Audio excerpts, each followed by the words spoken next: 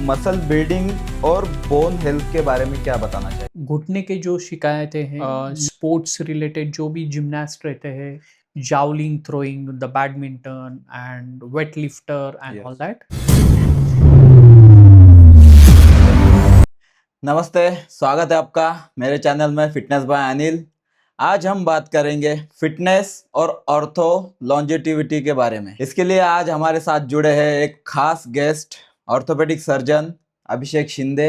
तो सर, पहले तो welcome to my podcast channel. Sir इस फील्ड में लास्ट 10 ईयर से है और प्रैक्टिस कर रहे हैं। इन्होंने आज तक 6000 प्लस नी रिप्लेसमेंट सर्जरीज वगैरह की है। जैसे कि सर आप इस फील्ड में काफ़ी सालों से है, तो मतलब फिटनेस और जो स्पोर्ट्स इंजरीज होती है, तो इसके बीच में क्या मतलब अंतर है, या फिर आपने जो भी केसेस हैंडल किए हैं अभी तक, तो उसमें कॉमन केसेस क्या आए हैं आपके पास ज़्यादातर? नमस्ते दोस्तों, अनिल भाई, thank you for calling me on welcome your sir. Show fitness by Anil. तो जैसे आपने पूछा, मैं काफ़ी सालों से ऑर्थोपेडिक सर्जरी में हूँ। 10 साल से मैं छत्रपति संभाजी नगर में प्रैक्टिस करता हूँ और उसके साथ साथ मैं एक फ़िटनेस फ्रीक भी हूँ। यस। तो मैं आपको भी अच्छे तरह से जानता हूँ as a coach, as a trainer. पिछले 10 सालों से या मे बी 7-8 साल से, जो आपने काफ़ी सालों से मुझे कोचिंग दी है for the fitness and orthopaedic surgeon और एक फिटनेस का अलग नाता है। Yes. So if you see in the literature, आप अगर देखोगे तो most of the orthopaedic surgeons are very fitness freak. Yes. And because this field, the orthopedic field, demands lot of hard work, lot of hammering, lot of work, which includes heavy lifting the heavy object, pushing and pull strength. Yes. And that's why your joint, your muscles and your body has to be so capable of that for doing that work. और जो आपने next सवाल मुझे पूछा कि आप orthopaedic मतलब orthopaedic की जब प्रैक्टिस करते हो तब आप कौन से पेशेंट या स्पोर्ट्स इंजरी या फिर जिम रिलेटेड कौन सी इंजरीज ज़्यादा देखते हो? तो आजकल मैं जो ओपीडी में देख रहा हूँ कि घुटने के जो शिकायतें हैं, नी प्रॉब्लम जो है, वो काफ़ी कॉमन है स्पोर्ट्स इंजरी में, जिसे हम लिगामेंट इंजरीज कहते हैं। स्पोर्ट्स रिलेटेड जो भी जिम्नास्ट रहते हैं, those who are like cricketers, footballers, या any other sports activities, or even in the gym, जो एथलेट्स रहते हैं, जिम फिटनेस फ्रिक्स इंसान से रहते हैं, तो उसमें नीज इंजुरीज कॉमन है, नी पेन कॉमन है। Yes. And second, those who are involved in overhead activities like javelin throwing, the badminton and wet lifter and all yes. that, तो उसमें शोल्डर इंजुरीज भी बहुत कॉमन होती है। यस। सो स्पोर्ट्स रिलेटेड और gym related आप अगर पूछोगे तो ये दो इंजुरी के सबसे ज़्यादा पेशेंट में देखता हूँ। अभी बहुत सारे लोगों में मिथ्स है कि जिम करने से या हेवी लिफ्टिंग करने से जॉइंट्स खराब होते हैं, या क्या ये सच है? थोड़े बहुत कुछ मिथ्स है, बहुत सारे लोगों में मिथ्स है। ये स्टेटमेंट जो है, ये आपका क्वेश्चन है, ये पार्टली करेक्ट है और पार्टली इनकरेक्ट भी है। तो पार्टली इनकरेक्ट क्यों है कि हम बहुत सारे पेशेंट को जब नी प्रॉब्लम लेके आते हैं, यस। तो पेशेंट का या फिर लोगों का ऐसा कहना होता है कि अगर मैं हड्डी के डॉक्टर के पास जाऊँगा या फिर ऑर्थोपेडिक सर्जन के पास जाऊँगा तो वो मुझे सीधा सर्जरी बता देगी। तो राइट। ऐसा कुछ नहीं है। मैं अगर पेशेंट ओपीडी में मैं अगर 100 पेशेंट्स देख रहा हूँ, तो 90% पेशेंट को सर्जरी नहीं लगती है। राइट। 90% पेशेंट को हम कंजर्वेटिव मैनेजमेंट से, थेरेपी से या फिर लाइफ़स्टाइल मॉडिफ़िकेशन से हम सलाह देते हैं।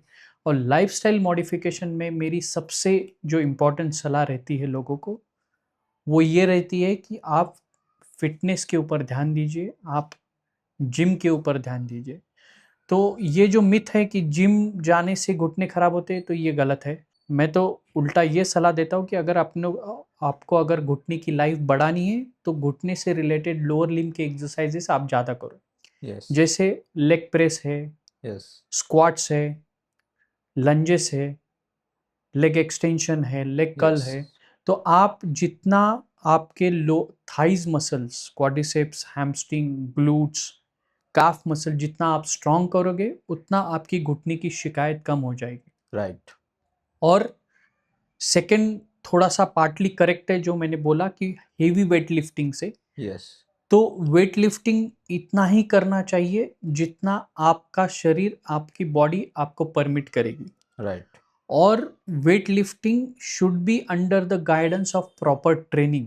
राइट तो इम्प्रॉपर हम जितने भी पेशेंट्स देखते हैं इंजुरीज के या फिर सीवियर बैक पेन के, सडनली वो इम्प्रॉपर ट्रेनिंग के वजह से और इम्प्रॉपर वेट लिफ्टिंग के वजह से होता है।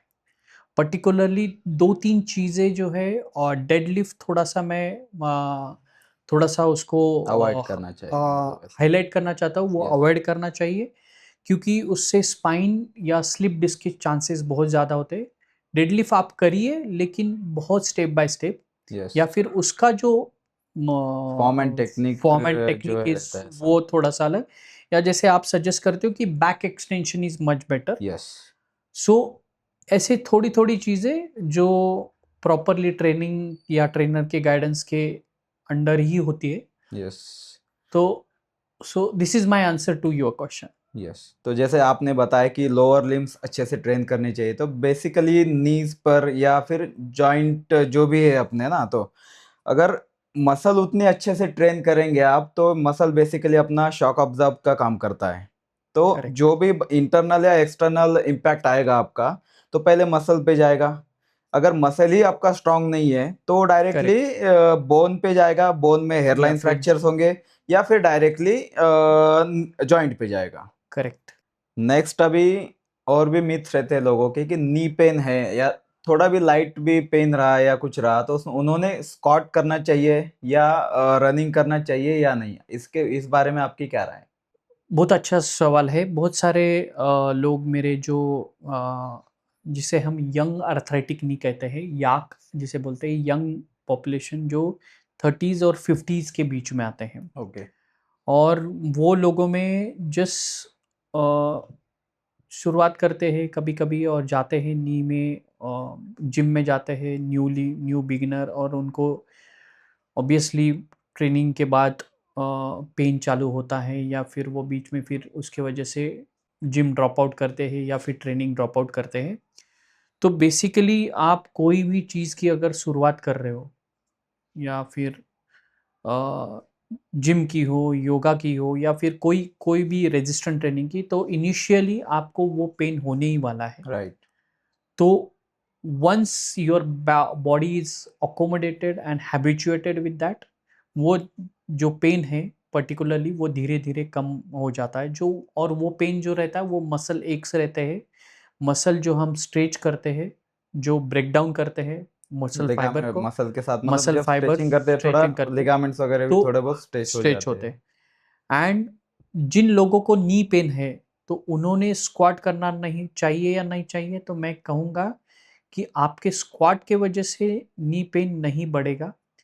अगर आपको सीवियर ऑस्टियोआर्थराइटिस है, मतलब घुटना बहुत ज़्यादा खराब है, मॉडरेट टू सीवियर ऑस्टियोआर्थराइटिस है, यस और आपका घुटना नहीं मोड़ रहा है, तो उसमें आप स्क्वाट नहीं करना चाहिए। बट सिर्फ नी पेन की वजह से, इनफैक्ट हम ऐसा बोलते हैं कि अगर आपके घुटने में दर्द है और वो हाँ उसका ऑस्टियोआर्थराइटिस से कुछ रिलेशन नहीं है, या फिर पटेलोफीमरल ऑस्टियोआर्थराइटिस जिसे हम बोलते हैं, घुटने की जो कैप है जो आप अपने फीमर को घिसती है और उसकी यस वजह से वो दर्द होता है, तो वो अगर घिसे ना, तो उसमें हम बोलते हैं कि आप अच्छे से स्क्वाट्स ट्रेन करो।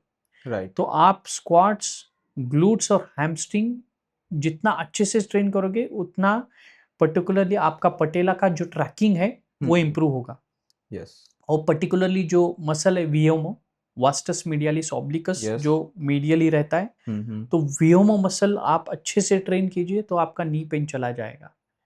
और दूसरा बात कि रनिंग या फिर कौन सा रनिंग से घुटने, यस ऑब्वियसली आप अगर पूछोगे कि घुटने के लिए क्या घुटने के दर्द के लिए कौन सी बेटर एक्सरसाइजेस है, तो मैं कहूँगा कि आप अगर ट्रेडमिल करते हो तो राइट ट्रेडमिल में आप नहीं दौड़ते, ट्रेडमिल आपको दौड़ाती है। राइट ओके, तो थर्स्ट ज़्यादा आता है ट्रेडमिल में, तो यस उसके वजह से नी पेन आपका बढ़ सकता है। यस तो इफ़ आपको अगर ट्रेडमिल करनी है तो आप वो 5 या 6 के स्पीड से करिए और इंटरमिटेंट कीजिए यस और अपहिल कीजिए। और आपके घुटने के लिए अच्छा बेटर ऑप्शन है, साइक्लिंग कर सकते हो आप, यस रोइंग कर सकते हो आप, या फिर इलिप्टिकल कर सकते हो। यस तो ये 3 बेटर ऑप्शन है रादर दैन ट्रेडमिल।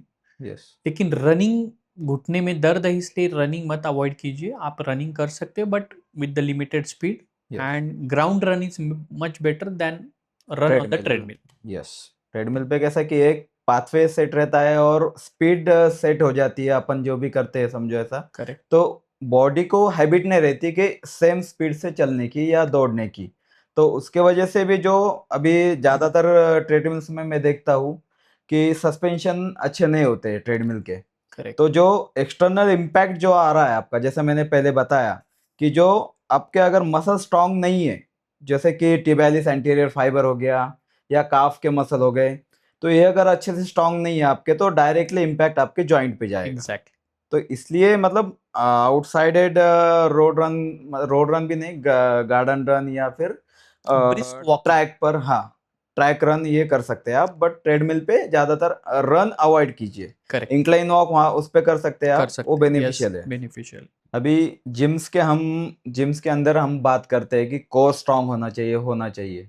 बट इस लाइन में आपका क्या व्यू है कि कोर या फिर उससे रिलेटेड क्या बात आप ऐसे बता सकते हैं हमें? ओके, तो अनिल भाई, core strengthening is very important hmm. In view of orthopaedics और particularly in view of back pen.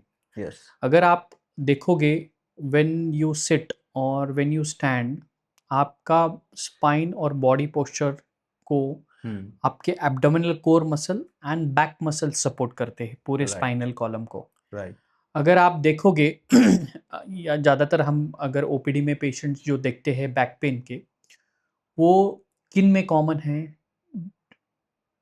जिनकी एब्डोमिनल बेली, सेंट्रल फैट, ओबेसिटी ज़्यादा है। यस अगर आपने ऑब्जर्व किया होगा कि प्रेगनेंसी में भी बैक पेन बढ़ता है। क्यों यस बढ़ता है? कि प्रेगनेंसी में एब्डोमिनल मसल्स लैक्स हो जाते हैं, हम्म। एब्डोमेन का गर्द बढ़ जाता है। इसके राइट वजह से 90% of the female patient during pregnancy gets the back pain.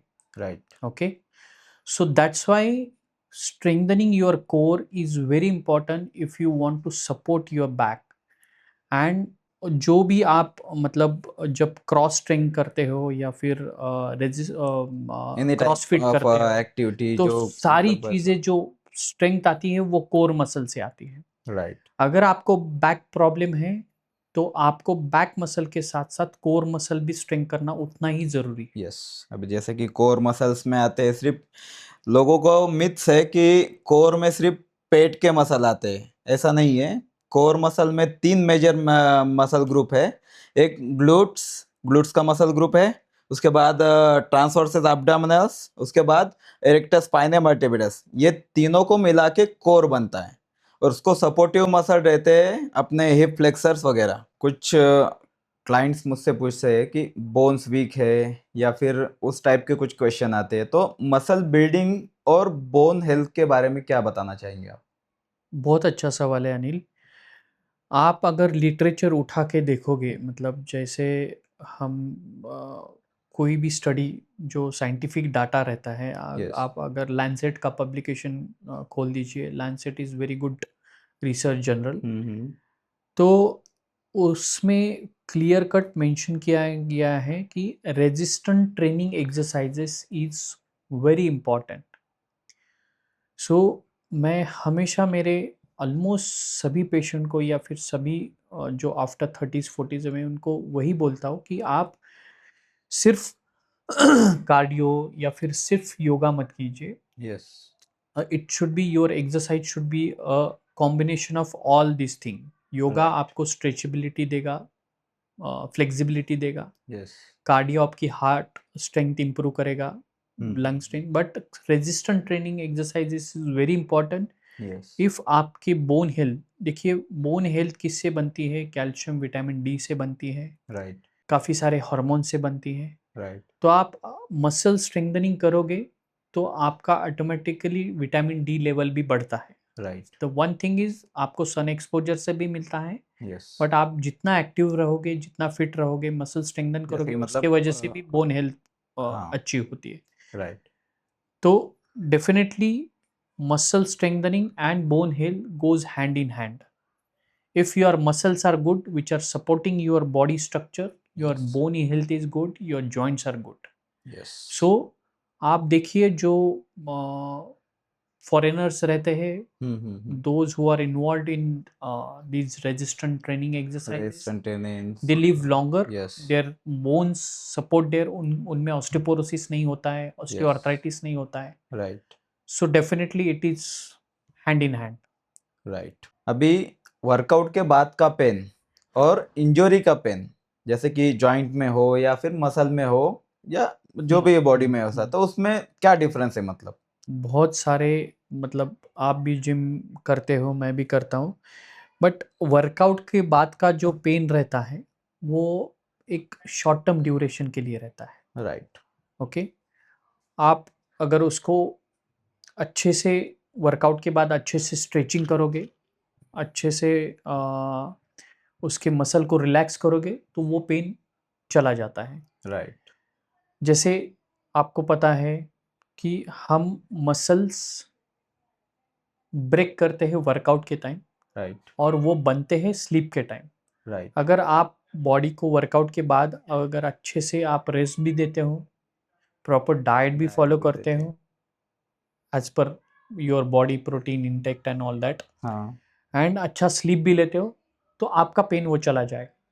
But अगर वो इंजुरी का पेन है तो वो पेन कंसिस्टेंट रहेगा, काफ़ी दिनों तक रहेगा। राइट जैसे कि और हमने आज लेग्स वर्कआउट किए समझो, हाँ, तो हो सकता है कि नी के आसपास कहीं पे पेन हो सकता है, बट यस अगर वो आप अच्छी डाइट कर रहे हैं और सब चीजें अच्छे फॉलो कर रहे हैं तो 2 से 3 दिन तक रह सकता है। अगर उससे आगे बढ़ रहा है वो तो यस, फिर तो एक हफ्ते के बाद भी वही पेन हो रहा है, हाँ और वो पेन के साथ साथ अगर आपका समझो घुटना लॉक हो रहा है यस या फिर सूजन भी है, यस जोड़ों में सूजन है, मांसपेशियों में सूजन है, राइट तो then it's a warning sign. हाँ सो ये चांसेस इंजुरी के हो सकते हैं। राइट तो इसीलिए कि वही वो पेन में वर्कआउट करना अवॉइड करना चाहिए। राइट और pain which is lasting longer more than a week, associated with swelling, सूजन,